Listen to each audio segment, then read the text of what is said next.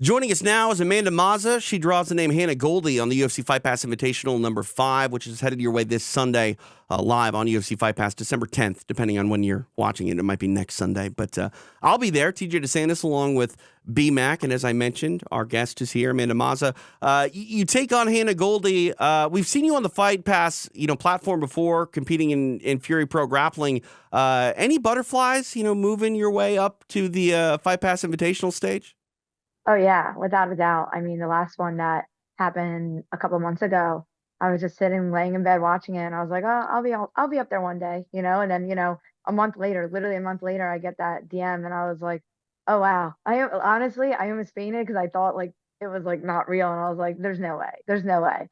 So I sent it to both of my coaches, and Jay Ragabudo and Jonathan Webb, and they're like, "Oh no, it's definitely for the invitational, or maybe like the next Fury card." I was just like, I don't know, but I'm having heart palpitations and I'm thrilled.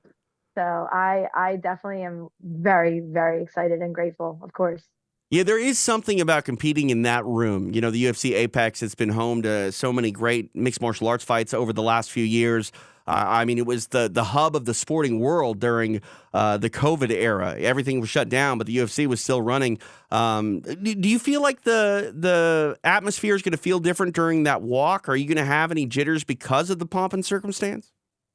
Um, yeah, definitely. I mean, I'm just gonna be so excited, and grateful to be in there in that arena. A bunch of my teammates, they are actually in the UFC, so they've made that walk a lot. So to see them do that in that room, obviously they're going into a cage, but for me to be in the same building in the Apex and and going up there on a mat and doing the same thing, it's just awesome. Like I'm just so excited.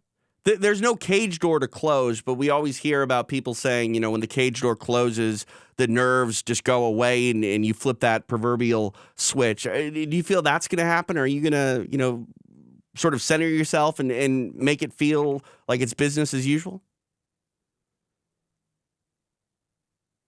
Yeah, absolutely. Honestly, I've competed so many times, and of course, like the Fury stage is no different.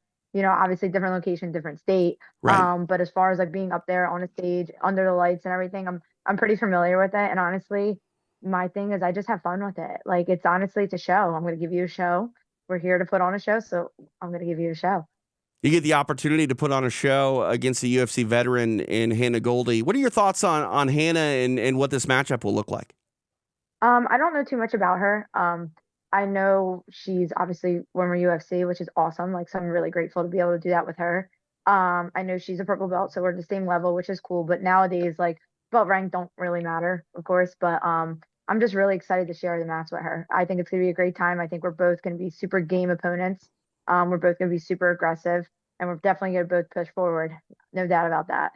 I mean, it takes two to tango, and BMAC and I have had a chance to call one of Hannah's grappling matches. It was combat jiu-jitsu, and man, she was there to try to put hands on people. She's not going to have that Yeah. opportunity necessarily this time with you on the FPI stage. But if I know anything about Hannah Goldy, I think you are correct. She's going to try to bring the fight to you, as you will try to bring the fight to her, and it will be definitely a matchup to keep your eye on. Again, the UFC Fight Pass Invitational headed your way Sunday, December 10th, live on UFC Fight Pass. Our guest, Amanda Mazza, kind enough to join myself, TJ DeSantis, and Brandon McCatherine.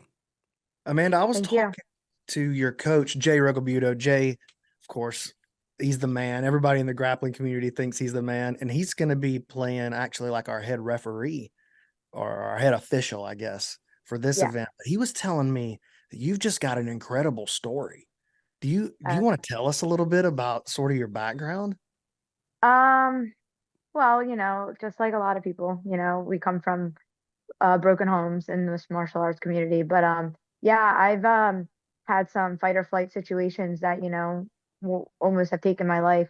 And I just kind of always pressed forward and kept going. And, like we say, we be the change you want to see in the world. And honestly, through all my hardships, pain, life or death situations, I've always pushed forward. And it really made me who I am. And that's why like opportunities like this really just light that fire more in me and show me like my purpose and everything I'm doing. I'm on the right track.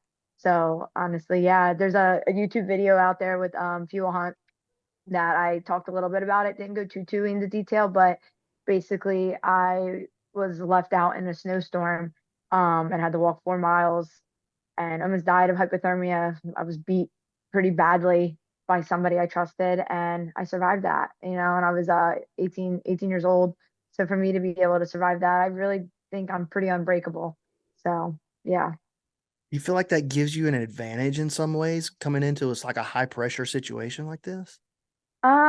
Yeah, because honestly, at high pressure situations, I always tell myself, hey, like I've been through worse still standing and breathing, like, and here I am. Like I clearly thrive in chaos. Like I thrive in chaos. I'm used to chaos. I've been through a lot of things in my life that have tried to destroy me, and I've always just came out on top no matter what. So you know what? Like high pressure situations, I feel that I do my best. I feel my best because honestly, I just know how to push through no matter what. So I definitely can apply that to this because this is a big stage with a big name, with other big names on the card, and I'm a little fish in a big pond here, and I'm just so grateful and so excited. And this is what I trained for. So for me to have this opportunity, I'm like, I'm right where I'm supposed to be. And that long, hard path I've had, it's leading me to opportunities like this, and I couldn't be more grateful for it, honestly. What does Wow. your training look like in the preparation for this? I know Deanna Bennett's one of your training partners. You've been Oh getting my a lot of God, hard yes, she rounds is. in. Yeah. Oh man, she is a beast. Like I'm so lucky to share the mats with her, and she just got her black belt, so I'm lucky to train with her. I train with her probably. I train about 6 days, sometimes seven. I sometimes train 7 days. I do this all the time. This is really my full-time thing. I work multiple part-time jobs. I'm in school full time. Like this is literally like more of my full-time thing than anything. So I'm so lucky to be able to train with Deanna. She's great. She's one of my main training partners. She's a little bit heavier than me. I walk at 115. I'm small. I'm a small girl, but honestly, I'm lucky. I share the mats with some crazy killers, and it just pushes me, makes me better every single day. I train with Danielle Kelly. I train with Deanna Bennett. I train with a bunch of the UFC fighters, everything. So like I'm lucky to share the mats with such talent. Well, hearing a little bit of your story, Amanda, it sounds like you're an inspirational athlete who's weathered some real tough storms, and probably nothing on the mat is ever going to throw you for a loop, unlike anything else that you've sort of battled through. Do you like to be an inspiration to maybe other athletes that are watching at home? You cut off. You cut Uh, off a little bit there. I'm S- sorry. Say that No, no. again. My question was: do you find pride in perhaps maybe inspiring someone who has been through situations like you have, and try to be a role model, and show others that they can succeed despite having hardships outside of combat sports?